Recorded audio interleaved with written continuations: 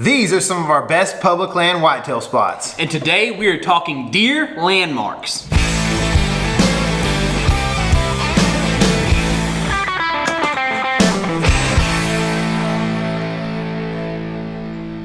So typically deer landmarks really matter in open country, but they can really happen anywhere. It doesn't really depend on if you're from a wooded area, you're hunting a wooded area, or if you're hunting just the bald open prairie of North Dakota, okay?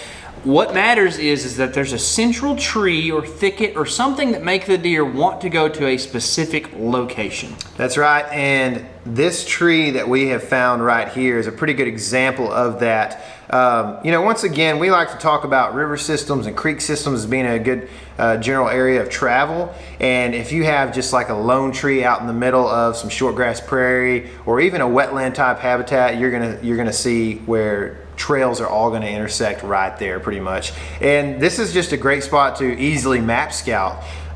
There are different applications as to how we can hunt it, and I'll let Casey talk about that in a second. Like I said, this is just a great example here on Lake Meredith. I'll zoom out a little bit and show what the kind of general area looks like. And as you can tell, this particular tree happens to be maybe the biggest individual tree in that area right there. So whatever it is about that is what draws those deer. So in a situation like this, or in any situation with a landmark object, how do you go about hunting that?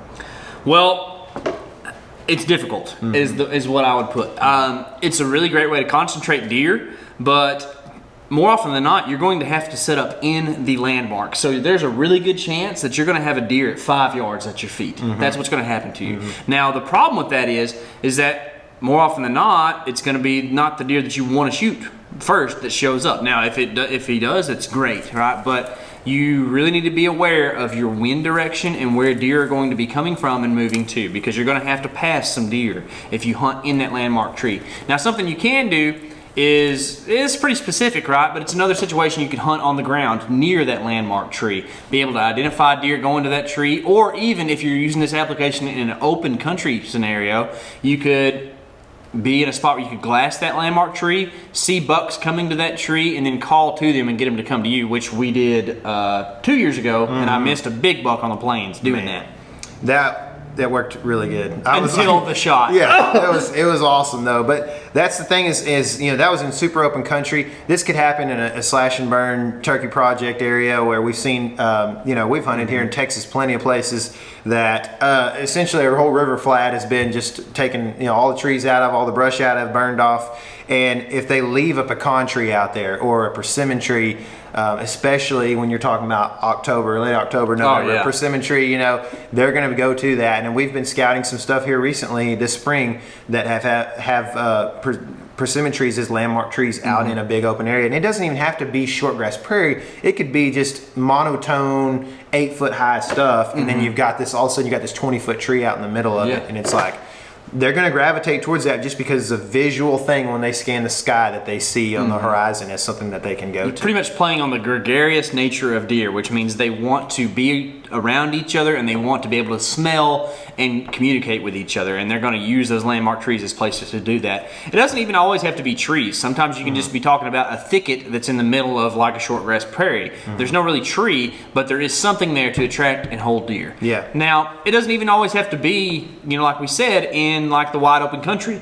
I've got a spot right here pulled up in Iowa that we went and scouted. You can't really tell on the map right here because it's actually kind of a springtime overhead view, but the trails are ridiculous. The buck sign around this tree on this point, okay, this is kind of like the point of a little patch of trees out in a big old CRP pasture.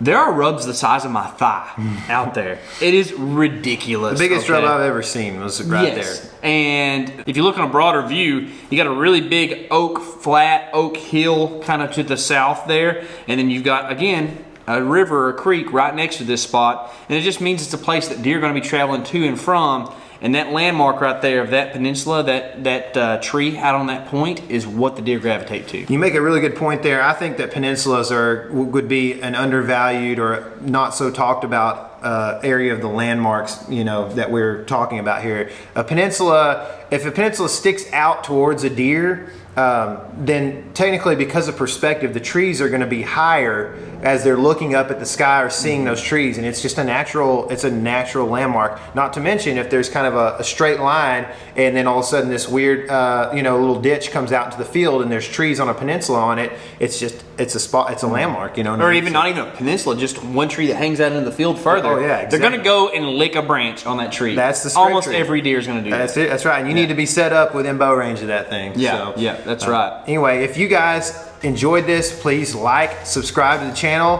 comment if you have any thoughts about landmarks or anything else, and don't forget we're doing more of these right here. There's a video you can watch, hot public land tips. They're right here. Keep watching them, learn from it. We hope that you guys are able to kill deer because of these videos, and if you are, let us know. Also, remember, this is your element. Living it.